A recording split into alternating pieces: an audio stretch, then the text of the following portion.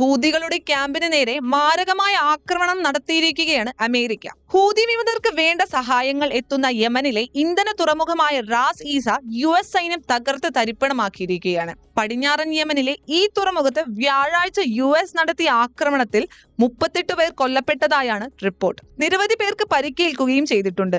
ചെങ്കടലിലും Eden ഉൾക്കടലിലും കപ്പലുകൾക്കു നേരെയുള്ള Houthi ആക്രമണങ്ങൾ തടയുക എന്നതാണ് വ്യോമാക്രമണത്തിന്റെ ലക്ഷ്യം. മാർച്ച് 15 മുതൽ ഹൂത്തികൾക്കെതിരെ ദിവസേന വ്യോമാക്രമണം നടത്തിവരികയാണ്. മാർച്ച് പകുതിയോടെ ഗാസയ്ക്കുള്ള ഇസ്രായേൽ സഹായം ഉപരോധിച്ചിരുന്നു. തുടർന്ന് ചെങ്കടലിൽ ഇസ്രായേൽ കപ്പലുകൾക്കു നേരെ ആക്രമണം പുനരാരംഭിക്കാനുള്ള പദ്ധതികൾ ഹൂത്തികൾ പ്രഖ്യാപിക്കുകയും ചെയ്തു.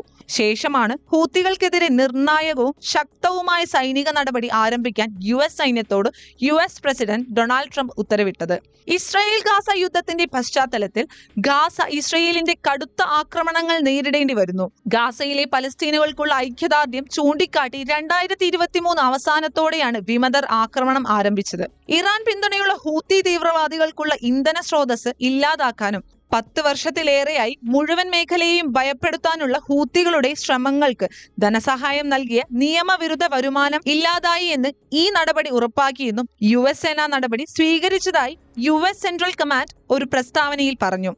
ഒപ്പം ഈ ആക്രമണങ്ങളുടെ ലക്ഷ്യം യാമിനികളെ തന്നെ ചൂഷണം ചെയ്യുകയും വലിയ വേദന വരുത്തുകയും ചെയ്യുന്ന ഹൂത്തികളുടെ സാമ്പത്തിക ശക്തി സ്രോതസ്സിനെ നശിപ്പിക്കുക എന്നതായിരുന്നു എന്നും ഹൂത്തികളുടെ അധിനിവേശത്തിൽ നിന്ന് മോചിതരായി സമാധാനപരമായി ജീവിക്കാൻ ആഗ്രഹിക്കുന്ന യമനിലെ ജനങ്ങളെ ദ്രോഹിക്കുക എന്ന ലക്ഷ്യത്തോടെയല്ല ഈ ആക്രമണം നടത്തിയത് എന്നും US വ്യക്തമാക്കി. ഹൂത്തികളെയും അവരുടെ ഇറാനിയൻ യജമാനന്മാരെയും അവരുടെ ഭീകര പ്രവർത്തനങ്ങൾക്ക് മനഃപൂർവ്വം സഹായിക്കുകയും പ്രോത്സാഹിപ്പിക്കുകയും ചെയ്യുന്നവരെയും അറിയിക്കണം.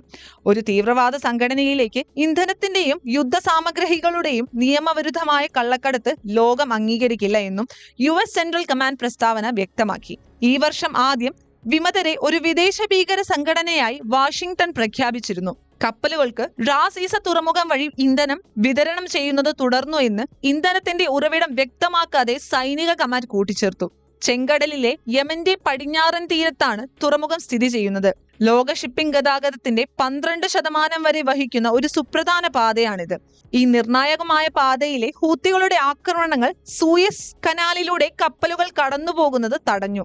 ആക്രമണങ്ങൾ പല കമ്പനികളെയും ദക്ഷിണാഫ്രിക്കയുടെ അറ്റത്തൂടെയുള്ള ചെലവേറിയ മറ്റു വഴികൾ തിരഞ്ഞെടുക്കാൻ നിർബന്ധിതരാക്കി.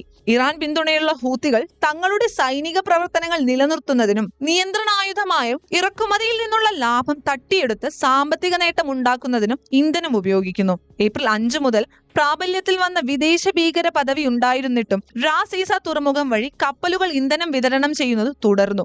ഈ നിയമവിരുദ്ധ വിൽപ്പനയിൽ നിന്നുള്ള ലാഭം ഹൂത്തി ഭീകര ശ്രമങ്ങൾക്ക് നേരിട്ട് ധനസഹായം നൽകുകയും നിലനിർത്തുകയും ചെയ്യുന്നു. ഈ നീക്കത്തിനാണ് US ഒരു തീർപ്പുണ്ടാക്കിയത് എന്ന് വേണം പറയാൻ.